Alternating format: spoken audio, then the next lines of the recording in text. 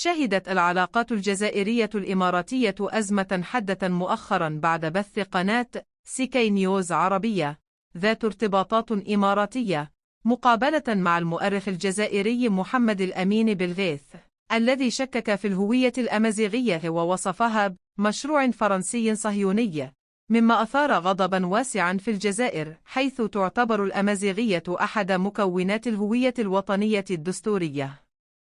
ردت وسائل الإعلام الرسمية الجزائرية بهجوم لاذع، واصفة الإمارات الدويلة المصطنعة، ومتهمة إياها بالتدخل في الشؤون الداخلية واستهداف الوحدة الوطنية باستخدام لغة غير دبلوماسية شملت مصطلحات مثل أقزام وكيانات هجينة.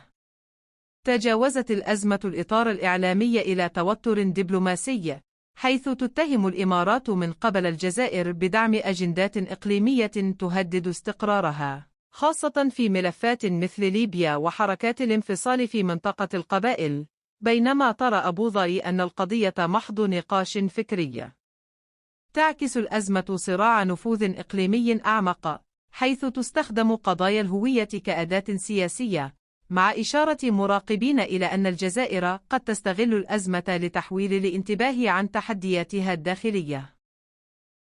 تبقى الحاجة قائمة لحوار عربي يعالج جذور الخلافات، ويحد من تصاعد الخطاب العدائي بين دول تجمعها روابط تاريخية وثقافية.